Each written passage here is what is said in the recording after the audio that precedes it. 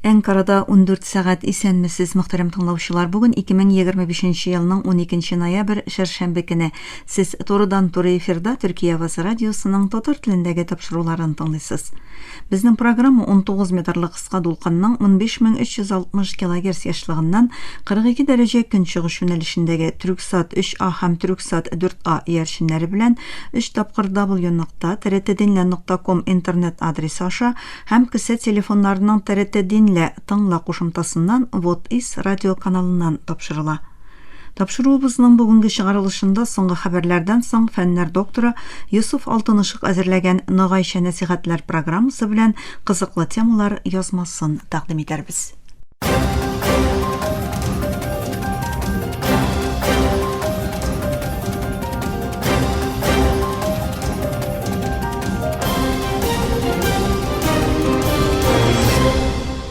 Соңгы хәбәрләр белән башлыйбыз.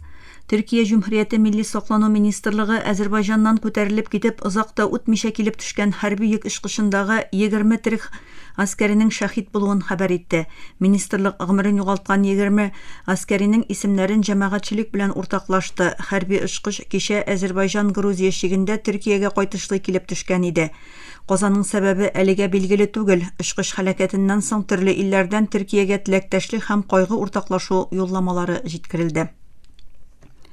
Украина Милли куркынычсызлык һәм саклану шурасы сәркатибе Рүстәм Умиров Русия белән турыдан-туры сөйләшүләр үткәрү өчен Украина делегациясе белән Истанбулга килде. Очрашулар сишәмбе көнне үткәрелде. Умиров телеграмдагы белдерүендә сәфәрнең максаты Русия белән сугыш әсирләрен алмашуны яңадан башлату дип җиткерде. Умиров бу көннәрдә Төркиядә һәм якын көнчыгыш илләрендә алмашу процессына юл ачу өчен эшләячәкмен. Килешү бар иде һәм без аны тормышка ашырырга тиеш диде. Рөстем Умиров сүзләренә караганда, Төркиядәге җыелышлар алмашуларны яңадан башлату турында сөйләшүләр өчен планлаштырылган. Очрашуларда кемнәр катнашачагы турында җентекле мәгълүмат бирелмәде. Русия белән Украина 23 июльдә Истанбулда үткәргән соңгы турыдан-туры сөйләшүләрдә сугыш әсирләре һәм гражданнарны алмашу турында килешүгә ирешкән иде.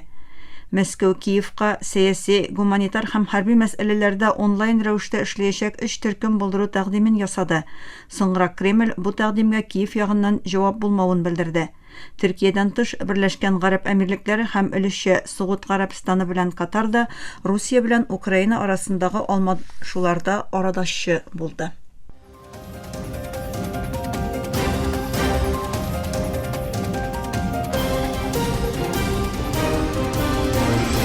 Түркия авазы дулкыннарында соңгы хәбәрләр тыңлыйсыз. АКШ елбашы Дональд Трамп Америка тарихындагы иң озын хөкүмәт ябылып торуы төгәлләнгәннән соң җиңү игълан итте. Арлингтон милли зиратында Газилар көненә багышланган тантанада чыгыш ясаган Трамп сәяси каршылыкның бетүен һәм җумһуриятчеләрнең җиңүен белдерде. Трамп беркөнлек берничә демократ сенаторның партияларыннан аерылып, хөкүмәтне яңадан ачу тәкъдименә җумһуриятчеләр белән бергә уңай тавыш бирүенә игътибарны юнәлтте. Hind Rajab Vakfı Көньяк Кипр җитәкчелегенә рәсми шикаят белән мөрәҗәгать итеп, Газдәдә сугыш җинаятләре эшләүдә гаепләнгән Израиль гаскәриенең сак астына алынуын таләп итте. Бу шикаят Гевати бригадасына бәйле Шакет батальоныннан сержант Шарон Давидка юнәлтелгән һәм Давидның Израильнең Газига һөҗүмнәре вакытында интектереп җәфалау, начар мөнәсәбәт һәм хәтта геноцид кысасына керә торган гамәлләрдә катнашуын алга сөрә. Бу эш Hind Rajab Vakfı әзерләгән тикшерү хисабына нигезләнә. Хисапта Давидның Фәләстин тоткыннарын кимсетүе һәм начар мөнәсәбәт күрсәтүе турында дәлилләр бар. Алар арасында Давидның ялангач күзләре капланган һәм куллары богауланган ир-ат янында төшкән расланган фотосы да урын ала. БМУ хатын-кызлар бүлеге Судандагы гуманитар кризисның тагын да начараюын һәм илдәге ачлык сәбәпле иң авыр йөкнең хатын-кызлар һәм кыз балаларга төшүен белдерде. Көньяк һәм Көнчыгыш Африка төбәге директоры Анна Мутавати Женевада журналистлар белән сөйләшкәндә Судандагы фронт линияларының соңгы 2 елда хатын-кызлар һәм кыз балалар тормышына, аларның өйләренә һәм киләчәкләренә турыдан-туры йогынты ясавын ассызыклады. БМО хатын-кызлар бүлегенең азык-төлек куркынычсызлыгына кагылышлы соңгы хисабына караганда, Суданда якынча 11 миллион хатын-кыз һәм кыз бала көчле ачлыктан интегә. БМО Гомум шурасында чыгыш ясаган Фәләстин вәкиле Лорен Сайш агза дәүләтләрне халыкара җинаять мәхкәмәсен ныклап якларга һәм Израильне Фәләстин халкына каршы дистәләгән еллар дәвамында эшләгән җинаятьләр өчен ниһаять җавап бирергә чакырды. Берләшкән Милләтләр Оешмасының Фәләстин миссиясендә дипломат һәм хокук киңәшчесе булып эшләгән Сайш, гаделлек эзләүче прокурорлар, судьялар яисә БМО хезмәткәрләре түгел, сугыш җинаятьчеләренә санкциялар кертелергә тиешлегенә басым ясады. Сайш җаваплылык эзләүчеләрнең җәзага тартылмаска тиешлеген белдереп, җинаятьчеләрне данламаска, аларны бер кайда да кабул итмәскә кирәк диде. Мөхтәрәм тыңлаучылар, сез Төркия авазы дулкыннарында соңгы хәбәрләр белән таныштыгыз.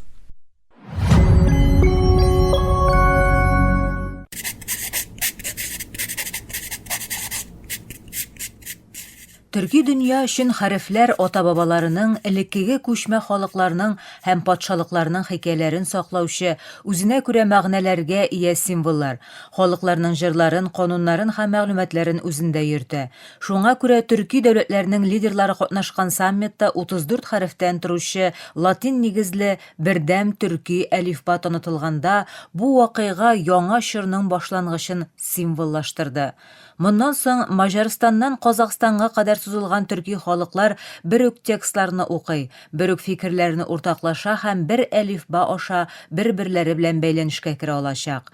Үткән белән киләчәкне тоташтыручы күпер.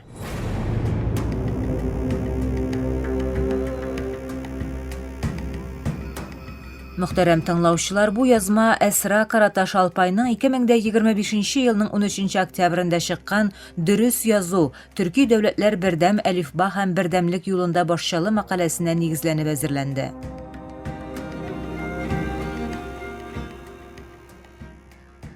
2025 елның октябрендә Азәрбайҗанның Кабәлә шәһәрендә оештырылган Төрки дәүләтләр оешмасының 12нче саммитының рәсми темасы региональ тынычлык һәм иминлек иде. Тик иң игътибар җәлеп итүче юллама сәясәт белән бәйле түгел, хәрефләр белән бәйле. Төркия илбашы Рәҗәп Таyyip Эрдоğan танылган кыргыз язучысы Шыңгыз Айтматовның әсәрләре җыентыгын һәм төрки халыкларының риваятләрен аңлатучы огызнамәләрдән чыгып язылган тагын бер китап тәкъдим итте. Икесе дә яңа 34 хәрефле әлифба белән басылган, мәдәни һәм технологик яктан тирән мәгънәгә ия жест. The alphabet question has been one of the earliest and the most consistent debate in the Turkic world. Ибн Халдун университетыннан халыкара мөнәсәбәтләр белгече һәм Ауразия тикшеренүчесе профессор Яшар Сары әйтүенчә, Эрдоğanның әлеге ике китапны бастыруы Төркиянең бу әсәрләрне шик аръягына чыгаруына һәм төрки җәмгыятьләренең бердәм интеллектуаль кысалар барлыкка китерүенә мөмкинлек тудыра. Профессор Сары әлифба мәсьәләсенең төрки дөньяда иң борынгы һәм иң эзлекле бәхәсләрдән берсе булуын сөйли.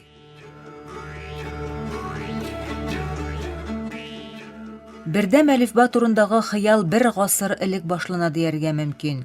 1926 елда Азәрбайҗанның Баку шәһәрендә узган 1-нче Türkologiya конгрессында академиклар төрки телләрне берләштерәчәк латин нигезле әлифба күзаллый. Тик Советлар Берлеге Кирилл әлифбасын мәҗбүри кыла һәм бу хыялны шәлпәрәмә китерә. 1990 елларда бу хыял кабат көн үзәгенә чыкты. 1993 елда Төркиянең Анталия шәһәрендә узган Төрки шура җыелышында төрек әлифбасына берничә яңа хәреф өстәп бердәм стандарт барлыкка китерергә карар кылына. Ахыргы елларда бу процесс 2009 елда төзелгән һәм башта Төрки шура дип аталган Төрки дәүләтләр оешмасы кысаларында институциональ форма алды. Бердәм Төрки әлифба комиссиясе 2024 елда Бакыда җыелды һәм 34 хәрефтән торучы системада килеште. Ул телләр арасындагы фонетик аермаларны үз эченә ала. Тулайым алганда, ахыргы саммитта әйтелгән бердәм әлифба максаты бер гасырлык тарихи планлаштыру һәм тирән мәдәни мирас өстенә утыра. Тик бу гына түгел.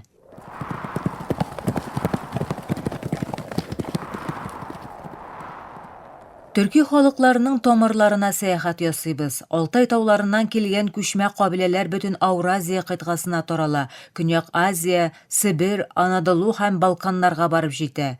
Күк төркиләре каанлыгы, Уйгыр каанлыгы, Тимир империясе, Сәлҗүкле, Госманлы һәм Бөек Монголлар империясе төзделәр. Телләрен һәм мәдәниятләрен кыйтгалар буйлап илттеләр.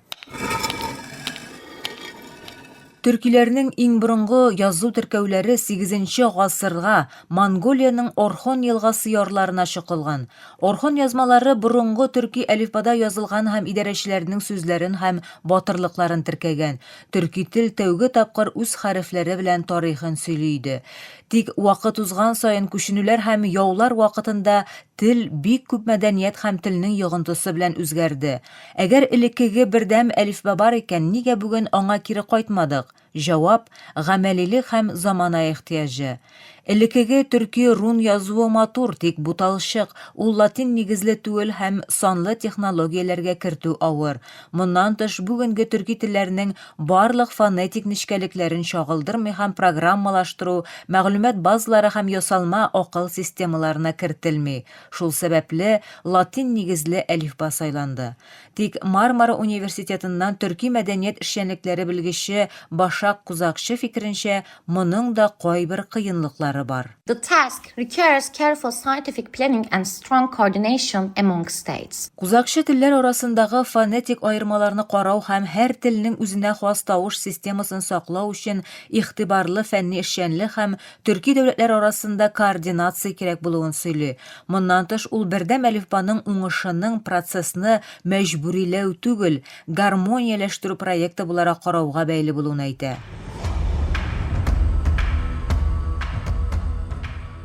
34 хәрефтән торучы бердәм төрки әлифбасындагы хәрефләрнең күбесе төрекчә укый алучылар өчен таныш булачак. Тик берничә махсус хәреф бар. Төрле төрки телләргә хас авазларны билгеләү өчен уйлап табылган 5 хәреф. Алар күпер вазифасын башкара. Төрекчә, казакча, үзбәкчә, кыргызча, төркмәнчә һәм азәрбайҗанча сөйләшүчеләр моннан соң бер үк текстны укый алачак, бер үк авазларны чыгарачак һәм бер үк мәдәниятны уртаклашачак. Өстәвенә һәр телнең үзенә хас тәмин саклап. Бу төрле диалектлар һәм ерак шикләр дөньясында да төрки халыкларны берләштерүче хәрефләр барлыгын хәтерләтә.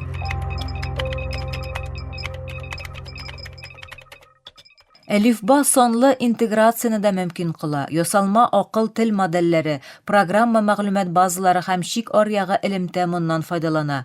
Бу технологик үлчәм инициативаның глобаль көчләр ясалма акыл нигезле тел технологияләренә зур инвестицияләр ясаган чорда нигә көчле кайтаваз табуын ачыклый. Төрки дәүләтләр өчен әлифбаларын берләштерү санлы чорда тавышларының юкка чыкмавын тәэмин итү өчен юл. Бердәм әлифба инициативасы 15 декабрьнең халыкара мәйданда бөтен дөнья төрки тел гаиләсе көне буларак танытылу тырышлыкларын да үз эченә ала. 34 хәрефтән торучы бердәм төрки әлифбасы тарихны һәм технологияны берләштерә, диалектларга ихтирам күрсәтә, бердәмлеккә этәргеч бирә, мирасны да саклый, санлы киләчәкне дә колачлый. 100 еллык хыялны сәясәткә әверелдереп, төрки дәүләтләр хикәяләренең чираттагы бүлемен бергә язарга әзер булуларын күрсәтә.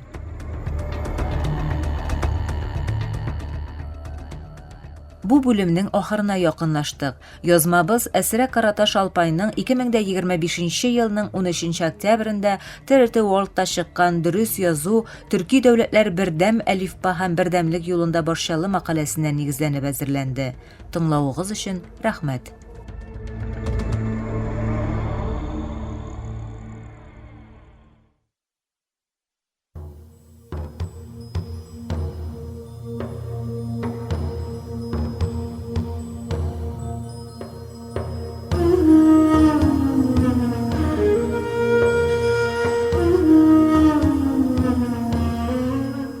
Ногайча нәсихәтләр.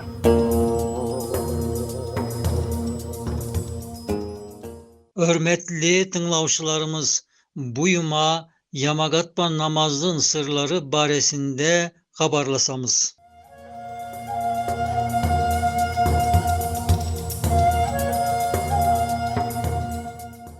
Yamagatban namazdın bir köp sırları bolgan. So sırlardan birevi nav aytılgan mane bolgan. Ol manedi bir alim bek teren em keng aytgan.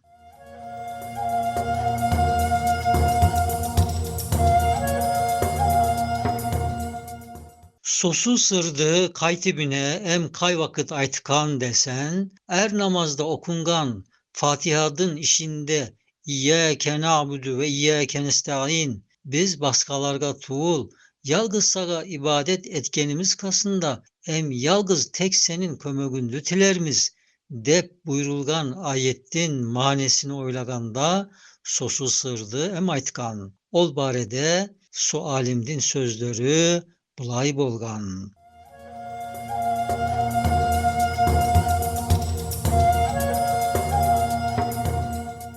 Özümüz bir basımızga namaz kılganımız halde Fatiha'nın ayetinde men yerinde biz degendin, menin tagatım deb aytbay, bizim tagatımız degendin sırrını oylagan edim. Birden namazlarımızda yamagatban kılgandın, nege savaplı bolganın sosu biz degen sözdü oylaganda bildim.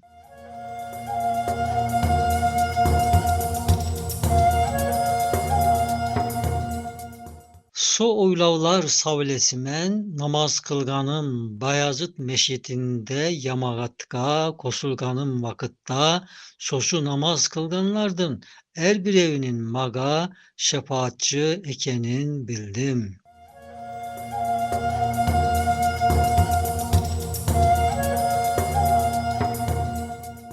Namazımdı kılganda, işindeki okuvumda, kaysı manede açsam, nege inangan bolsam, em nedi dava etsem, so yamagattın savlay, menim aytkanlarıma, em inanganlarıma, beri şahit belki tivşi bolganlarını kördüm.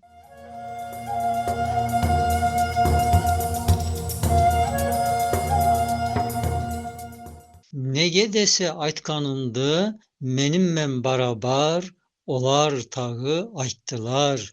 Ene sosu alminen, özümdü yalgız bilmey, yamagattın berisini kasında, artında gördüm.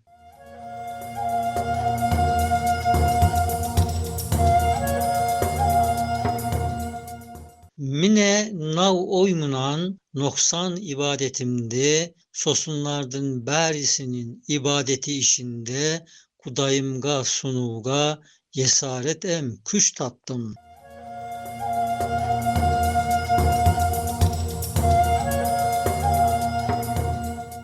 Bu oylavlar işinde birden yanı bir perde aşılganın em kördüm. Sanki Nav İstanbul'un meşitleri birleşti. Sosu kala berisi Bayezid meşitinin ökmüne em geçti. O zaman sokalada sav müminlerden duasının em arkalavlarının manevi bir alminen üstünde bolganın kördüm.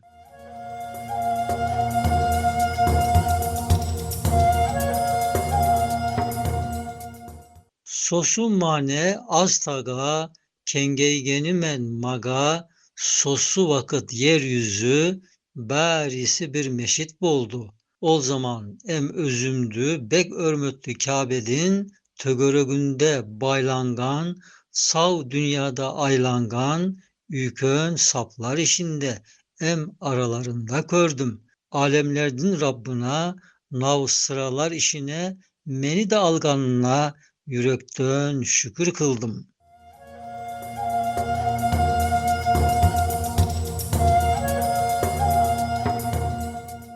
Nege dese sualmen beri mümin ademler menim şefaatçim bulup sav dünyada tolturup namazında aytkanım el bir sözdü birge bulup aynısını ayttılar. Hem aytkanlarımga tuğra ayttın degendey savlay kuvat berdiler.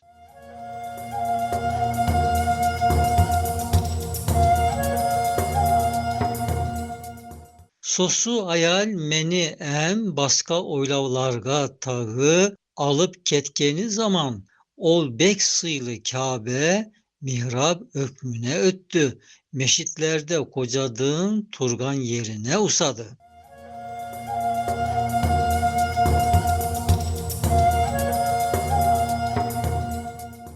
Men en so fırsat ban, nav saplardı şahit tutup namazımda oturdum.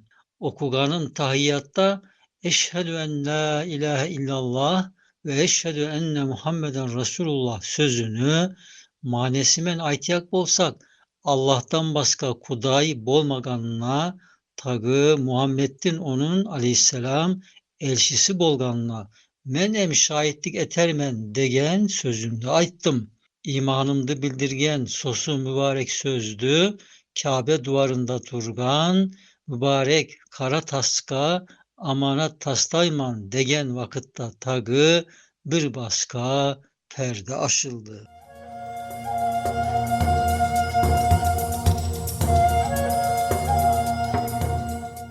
So aşılgan perdede neler körülgünlü, taga baska aytılgan bekteren manelerdi, keriyek yuma hak bizge bärisini aytudu, nasip etsin inşallah. Sağlık bankalınız.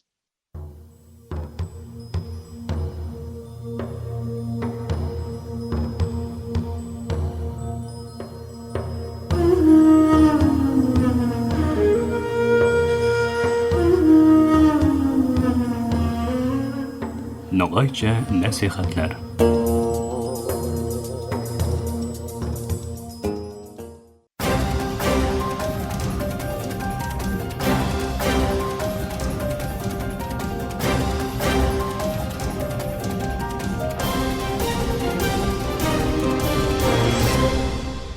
Muhterem тыңлаучылар, Төркия Авазы радиосының татар телендәге тапшырулары шушының белән ахырына якынлашты. Әлегә без сезнең белән саубуллашабыз, эфирда киләсе очрашуга кадәр.